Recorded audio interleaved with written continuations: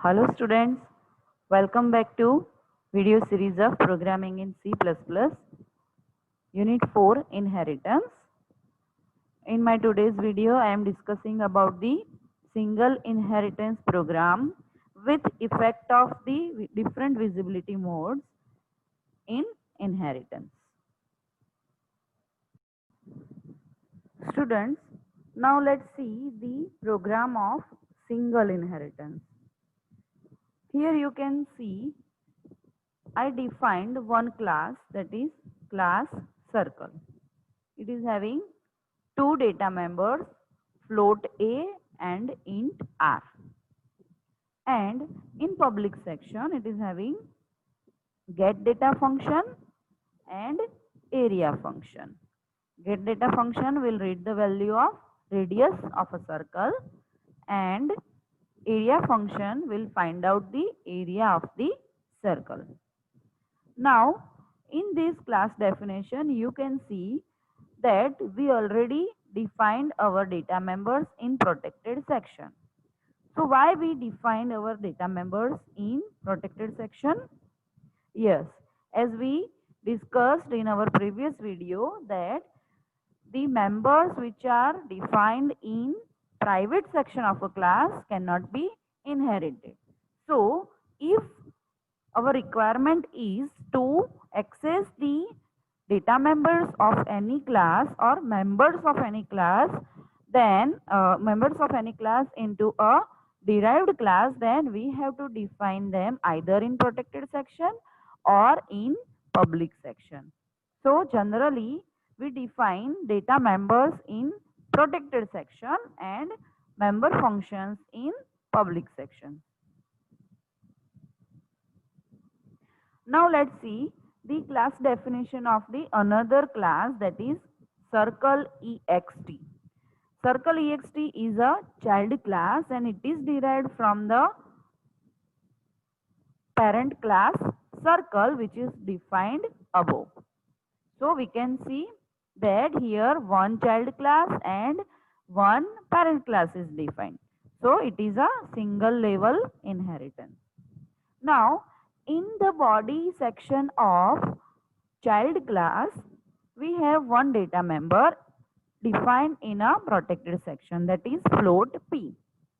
And in a public section, we have one member function, that is void PERI. That means by this equation, we can see that we are going to calculate peripheral of a circle. So, in the previous class circle, we read values of data member R and then we calculated area of circle, and in derived class, we will calculate peripheral of a circle. So, for calculating peripheral of a circle, we may require value of radius, and for getting this value of radius, we derived class ext from class circle. So, we can get radius of a circle as well as we can access get data and area functions of class circle with the help of the object of child class, that is circle ext. So this is how we defined our two classes, parent class circle and child class circle ext. Now let's see the main section. In main section, we created one object, that is C1 of class circle. So here C1 is a object of base class, and after that it is calling get data and area functions. So it is calling member functions of class circle. Now it is done so easily as we did in our previous programs, but the next thing is we are declaring one more object, that is C2, and it is the object of class circle ext. So from this line we can see that C2 is the object of derived class. Now let's see that with the object of derived class, that is C2, how to access area and get data function of the base class, that is C2 dot get data, and here I am writing C2 dot area. Now these two are the functions of base classes, right? And now I am writing here C2 dot Parry, that is the function of a child class itself. That means we are trying to access get data and area function that belongs to base class and Parry function that belongs to child class itself with using the object of child class. Now let's compile and run the program. So it is asking me to enter the data for circle class. That means it is asking to enter the value of radius for base class to calculate area of circle. So if I am writing here 3, value of r is 3, then the area will be calculated as 28.26. Now in next line it is asking for entering the data for circle ext class. That means now I have to enter the value of radius r for derived class or child class. So I am writing again here value of r as a 4 and it calculates area for derived class as 50.24 and peripheral as 25.12. Now again let's get back to the program. See. What we did, we simply called these two functions get data and area with the use of object of class that is derived from the class circle. Get data and area belongs to circle class. It is belong to parent class and we are accessing them using the object of child class. So here we can represent the idea of inheritance in C++, and this is the simplest example of the inheritance, that is simple or single level inheritance. Students, I want to discuss one more thing about this program, that is what if we derive a child class with private as well as protected visibility modes from the base class. So up to now we discussed about the child class derived publicly from the base class. Now let's see how it works when we derive a child class privately from the base class. So in derived class, as we derive this class as a private inheritance mode, we can see that data members A and R and member functions get data and area all are considered as private members of this class. Why?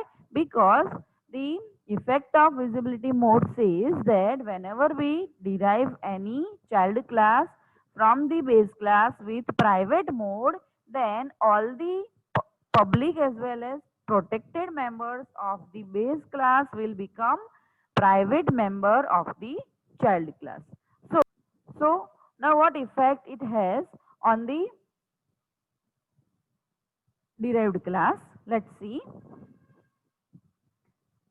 Here in derived class we have one data member that is P and one member function that is peripheral. Now in main section simply we have created the object of child class, that is C2 object, and now if we try to execute this program with C2.getData and C2.area, then what happens? Let's see. It gives us error that void circle scope resolution get data is inaccessible. This particular function get data belongs to circle class, which is a base class, and it is inaccessible. Same way we have void circle area is inaccessible. That means that particular area function is also not accessible in this derived class. The private members of any class cannot be accessed with the help of object name itself. So what we have to do, that to access the private members of any class, we can use those members into the public member function of that particular class. So we simply called get data and area function into the function definition of the void Perry function. So first of all, it will read value of radius and then it will calculate area, and these two function belongs to base class and they are derived privately into a child class.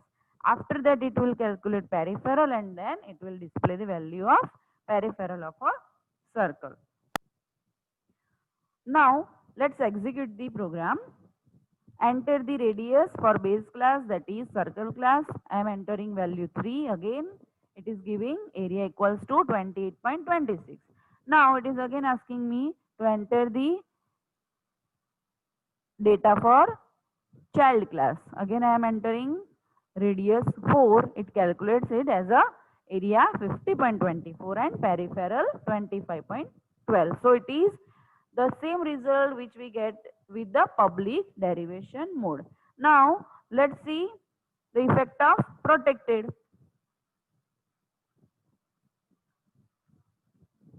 So whenever we derive any child class in protected way from the base class, all the members of the base class from protected as well as public section will become protected members of the child class. So now float area, radius r, and void get data and void area function will become the protected members of the child class. So simply let's see, let's put them here in a comment section.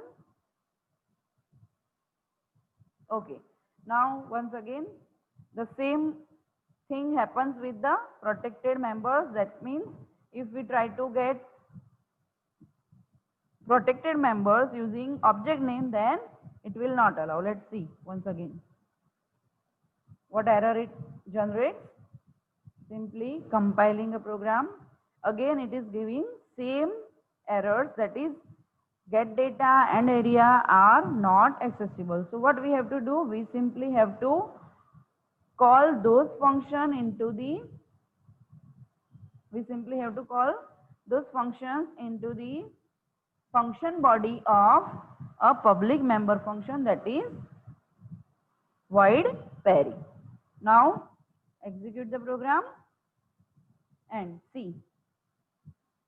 Enter value of radius 3, 28.26 area, and radius 4, 50.24 area, and 25.12 peripheral.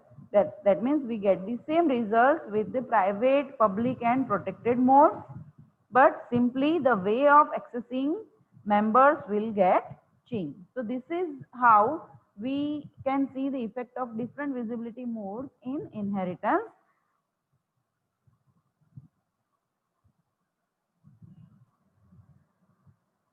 Now let's see the practical of multiple inheritance. Here I have taken one base class, that is class employee. It is having data members, name of employee and employee number. These both are defined in a protected section of a class. Then I am having a public section, in that one get data function and one void show function is defined. Now after that we have one more class, that is class education. It is having two members, that is defined in protected section, institute and degree. And It is having public section, and public section is having again get data and show functions. These two functions are used here to read and display the data members of education class. Now, from these two classes, we can see the name of the member functions in class employee and as well as in class educations are same, but both the functions are reading and displaying different data. So now let's see the definition of child class, that is class manager, that is derived from two different classes, that is class employee as well as class education. So from this line we can see that here we have only one child class that is derived from two different base classes. So this kind of inheritance is known as a multiple inheritance. Now let's see, here in child class also we have one data member, that is designation, and in its public section we have get data as well as show function. So in the get data function of child class, we simply called get data functions of the two base classes, that is employee as well as education.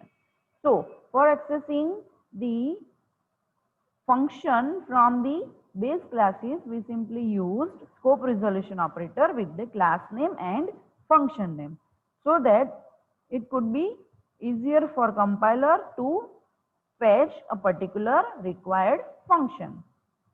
So after that, in void show function also we called show functions of the base classes with using same technique.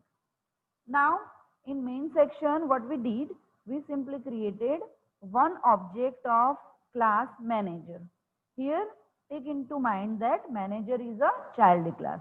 We did not created any object of the parent classes, that is class employee as well as class education. We simply created only one object from class manager, which is the object of a child class, and from that object we are calling only two member functions of that particular class, that is get data and show. Here we have written m dot get data, that means it will call the get data function of manager class, and m dot show will call the show function of manager class. Now let's see by compiling and running the program. So it is asking me to enter the name, so I am writing here Neha. After that it is asking to enter the employee number, for example it is 1. Then I have to enter the institute name, for example VPMP, and degree, that is ME. After that it is asking to entering the designation, that is lecturer. Okay, so it is displaying all the information which is just I entered, that is name is Neha, employee number 1, institute VPMP, degree ME, and designation lecturer. So all these informations are not only read and display within a single member function that we just see in our program. So what we did, we simply created object of child class only and accessed with the help of the object of child class members of two parent classes. So this is how we can see the use of multiple inheritance.